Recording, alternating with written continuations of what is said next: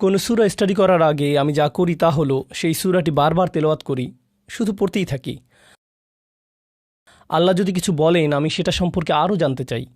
আমি সেই জগতের ভেতরে ঢুকে আল্লাহ কি বলছেন তা গভীরভাবে বুঝতে চাই।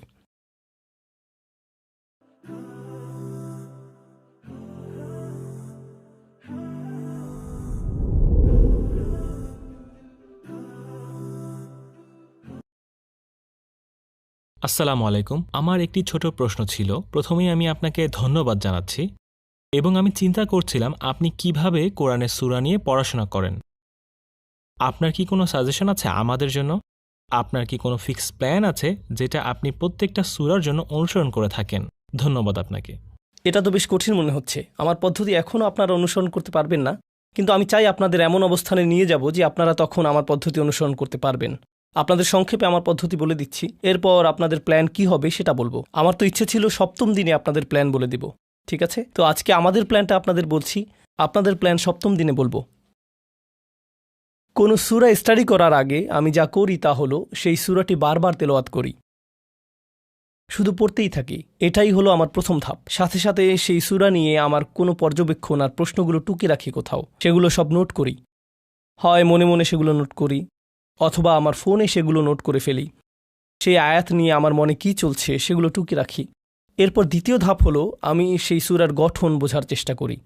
এই সূরার ভেতর আলোচিত ধারণাগুলোর গঠন প্রণালী বোঝার চেষ্টা করি।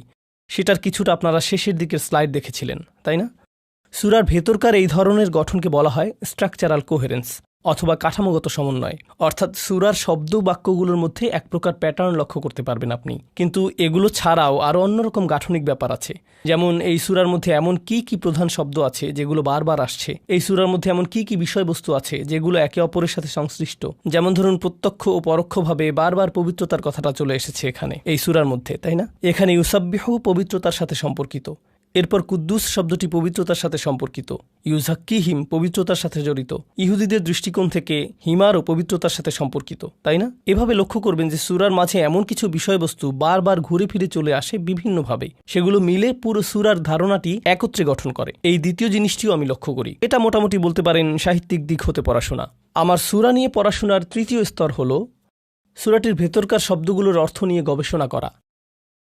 যেমন আপনারা তো দেখেছেন, আমি আপনাদের কিছু স্লাইড দেখিয়েছি সাব্বাহা নিয়ে, কুদ্দুস শব্দ নিয়ে কিছু স্লাইড দেখিয়েছি, কোনো আয়াতের প্রধান কোনো শব্দগুলো নিয়ে স্লাইড দেখিয়েছি, তাই না? তামান্নি দেখিয়েছি, ঠিক? তো এভাবে আমি সূরাটির শব্দভাণ্ডার সম্পর্কে আরও গভীরভাবে জানতে চাই। এই সূরার প্রেক্ষাপট থেকে আর কি কি শিখতে পারি সেগুলো জানতে চাই। তো এটি হলো আমার সূরা স্টাডির তৃতীয় স্তর। দেখুন, এখন পর্যন্ত কিন্তু আমি একটি তাফসিরও খুলে দেখিনি, এখন একজন আলেমের বক্তব্য শুনিনি, কারণ আমি আমার পদ্ধতি, আমার প্রসেসের মধ্যে আছি। এরপর সূরাতে আমার পরের ধাপ হলো আমি নিজেকে প্রশ্ন করি। এই সূরা যখন পড়ি তখন আমার মনের মাঝে কি কি প্রশ্নগুলো উকি দেয়। এই সূরা যখন পড়ি তখন আমার মনের মাঝে কি কি প্রশ্নগুলো উকি দেয়। উদাহরণ দেখুন, এই সূরা পড়ার সময় একটা প্রশ্ন এসেছিল, আপনাদের সাথে আজকেই সেটা আলোচনা করেছি। আমি যদি একজন আল্লাহর ওলি হই তাহলে কি আমার মৃত্যুর আকাঙ্ক্ষা করা উচিত? এই প্রশ্নটি কিন্তু আমি কোনো তাফসিরই পড়িনি, এটা আমার নিজস্ব প্রশ্ন। সুবহান কুদ্দুসনের মধ্যে পার্থক্য কী? আমার নিজস্ব প্রশ্ন। কেন এখানে গাধার উপমা টানা হলো? এটাও আমার নিজস্ব প্রশ্ন। তো প্রত্যেক সূরায় আমার নিজস্ব প্রশ্নের একটা লিস্ট থাকে। এরপর আমি এই সূরাগুলোর উত্তর পুরো কোরআন ঘেঁটে বের করার চেষ্টা করি। তারপর আমি নতুন আরেক দিক হতে শুরু করি, অন্য কোনো ধারা হতে বোঝার চেষ্টা করি। হ্যাঁ, জানি অনেকগুলো দিক এখানে আছে সত্যি, কিন্তু আমার কোরআন স্টাডির আরেকটা ক্ষেত্র হলো কোরআন যদি কোনো কিছু উল্লেখ করে আমি সেই জিনিস সম্পর্কে কোরআনের বাহির হতেও জানতে চেষ্টা করি। যেমন ধরুন, আমি সম্ভবত কমপক্ষে 2টো লম্বা ভিডিও দেখেছি, 2টি আলাদা আলাদা ডকুমেন্টারি দেখেছি শুধুমাত্র গাধা নিয়ে। আমি আরও অনেকগুলো আর্টিকেল পড়েছি। কেন? কারণ আল্লাহ গাধার আলোচনা করেছেন। অর্থাৎ তিনি যদি কিছু নিয়ে কথা বলেন আমি সেটা সম্পর্কে আরও জানতে চাই। এভাবেই আসলে সূরা নিয়ে আমার মস্তিষ্ক কাজ করে। আমরা যখন সূরা আয-যারিয়াত পড়েছিলাম, আয-যারিয়াতি যারওয়া, যেই বাতাস প্রবাহিত হয় বয়ে নিয়ে যায়, তো আমি তখন বাতাস নিয়ে গবেষণা শুরু করে দিলাম। ন্যাশনাল জিওগ্রাফির বাতাস নিয়ে আর্টিকেল পড়লাম, হতে অন্য স্থানে যায়, উত্তর আটলান্টিকের বাতাসের সাথে প্যাসিফিকের বাতাসের পার্থক্য, বাতাস কী কী বয়ে নিয়ে যায়, শুধুমাত্র তাপমাত্রা আর জলীয় বাষ্প না, ধুলোবালি আর পরাগরেণুও নিয়ে যায়। আমি সব জানতে চাই। যদি অন্য কোনো সূরাতে আলোচনা আসে, যেমন শেষ সূরাতে আল্লাহ সন্ন্যাসীদের আশ্রমের কথা বলেছেন, তো আমাকে এখন জানতে হবে ক্যাথলিক চার্চ আর সন্ন্যাসীদের জীবন কিভাবে শুরু হলো, এসবের ইতিহাস কি। যেহেতু আল্লাহ উল্লেখ করেছেন যে তারা সন্ন্যাসীদের জীবন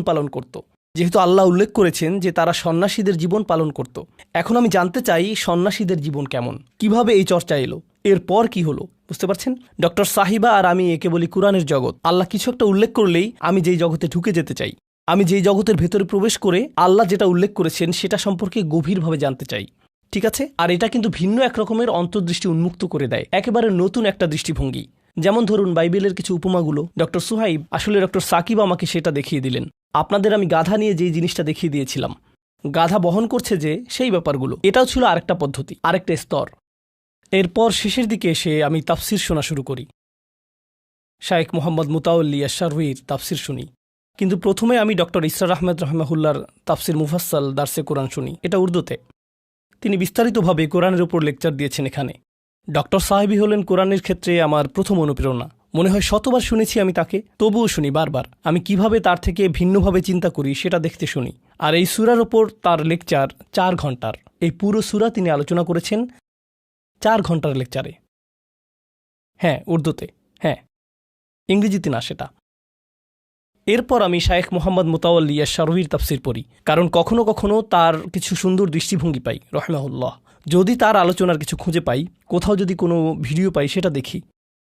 এরপর আমি নিজেকে প্রস্তুত করি তাফসির পড়ার জন্য, কিন্তু এখনও প্রস্তুত না। এরপর যাদের আমি পড়ি তাদের একজন হলেন ডক্টর ফাদেল সালেহ আস-সামেরাই। আমি বোন সামার আর নাউতের প্রতি আন্তরিকভাবে কৃতজ্ঞ। সম্ভবত তিনি এখন সৌদি আরবে আছেন। তিনি তার সমস্ত লেকচারগুলো গুছিয়ে আমার জন্য ট্রান্সক্রাইব বা প্রতিলিপি করে দিয়েছেন। তো তিনি প্রত্যেক সূরার জন্য একটা ওয়ার্ড ডকুমেন্ট পাঠিয়ে দেন আমাকে। আমি সেই সূরার উপর তার কাজগুলো পড়ে যাই, সেটা পুরোটাই আরবিতে। তো সেটা আমি মনোযোগ দিয়ে পড়ি। তিনি সেখানে আসলেই কিছু আকর্ষণীয় তুলনামূলক বিশ্লেষণ তুলে এনে দেখিয়েছেন। যেমন আল্লাহ কেন অমুক আয়াতে এই শব্দটি ব্যবহার করলেন, কেন তমুক আয়াতে ওই শব্দ ব্যবহার করলেন, ওটা কেন করলেন না, এভাবে দুর্দান্ত সব তুলনামূলক বিশ্লেষণ তুলে আনেন তিনি। এরপর আমি প্রত্যেকটি আয়াত আমার টিমের সাথে আলোচনা করি। আমার আসলে 2টা টিম আছে। একটি টিমের সাথে কলে আলোচনা চলে, আরেকটি টিম হলো হোয়াটসঅ্যাপ গ্রুপে। আমরা সেখানে টেক্সট করি, ভয়েস নোট দেই। আমার কল টিম হলো পাকিস্তানের ইসলামাবাদে। সেখানে 8 জন নারী আর 2 জন পুরুষ আছে। সবাই ইন্টারন্যাশনাল ইসলামিক ইউনিভার্সিটি অফ ইসলামাবাদের গ্র্যাজুয়েট, অথবা সেখানে এখনও অধ্যয়নরত আছেন। সবাই কোরআন আর তাফসির নিয়ে বিশেষজ্ঞ। দুর্দান্ত তারা সকলেই, বিভিন্ন বয়সের তারা। তাদের কেউ ব্যাচেলরে আছেন, কেউ মাস্টার্সের শিক্ষার্থী, কেউ আবার আছেন পিএইচডিতে। তো আমি যা করি তা হলো তাদেরকে কল দিয়ে বলি যে আজকে আমরা এই সূরার একটি আয়াত নিয়ে আলোচনা করব। তোমরা যা ইচ্ছা তাফসির পড়ে নিতে পারো। আমরা একটি আয়াত নিয়ে 2 ঘন্টা ধরে তাদাব্বুর করব সবাই মিলে। এর পরের দিন আমরা পরের আয়াত নিয়ে তাদাব্বুর করব, তার পরের দিন পরের আয়াত, এইভাবে। তো এগুলোই হলো আমার সম্পূর্ণ পদ্ধতির একাংশ। এরপরেও আমার কিছু জানতে হলে, কোনো প্রশ্ন থাকলে, আলোচনা করতে চাইলে আমি ডক্টর সুহাইব সাঈদকে কল করি। তিনি বাইয়েনার রিসার্চ হেড পদে আছেন। তাকে কল দিয়ে তার দৃষ্টিভঙ্গি জিজ্ঞেস করি। এই সব কিছুর পরেই আমি তাফসির খুলি। কারণ দেখুন, তাফসির হলো অন্য কারো কাজ, কিন্তু তার আগে আমি নিজে হোমওয়ার্ক করে নিতে চাই। তো এই পুরোটা হলো একটা প্রসেস, বেশ সময়ের কাজ, কিন্তু বেশ ভালোই সময় লাগে পুরোটাতে। কিন্তু আপনাদের প্রসেস এতটা জটিল হবে না। আপনাদের পদ্ধতি একেবারেই সোজা, পিৎজা অর্ডার করার মতোই সোজা, যদি না সেটা জারওয়ান পিৎজা হয়। আমি আশা করছি এই ভিডিও ক্লিপটি আপনাদের পছন্দ হয়েছে। আমার টিম আর আমি অক্লান্তভাবে কাজ করে যাচ্ছি যেন মুসলিমদের জন্য যথেষ্ট পরিমাণ রিসোর্স তৈরি করতে পারি, যেন তারা কোরআন বোঝার প্রাথমিক ধাপ হতে শুরু করে কোরআন গভীরভাবে বুঝতে পর্যন্ত পারে। আমরা নিজেরাও কোরআনের শিক্ষার্থী, তো আমরা চাই আপনি আমাদের সাথে কোরআনের শিক্ষার্থী হয়ে যান। আমাদের এই পথ চলায় সাথী হতে bayyinatv.com হতে ঘুরে আসুন। সেখানে 1000 ঘন্টার কাজ দেওয়া আছে। তো ভয়ের কিছু নেই, ধাপে ধাপে আগাতে পারেন, যেন কোরআন শিক্ষাকে আপনার লাইফস্টাইলের অংশ করে নিতে পারেন। ইউটিউবে অনেক কিছুই আছে, তবে সেগুলো ছড়ানো ছিটানো। কিন্তু আপনি যদি গোছানোভাবে আপনার নিজের জন্য, পরিবার বা পরিচিতদের জন্য কোরআন শিখতে চান, তবে এখান থেকে শুরু করতে পারেন। bayyinatv.com সাইন আপ করুন।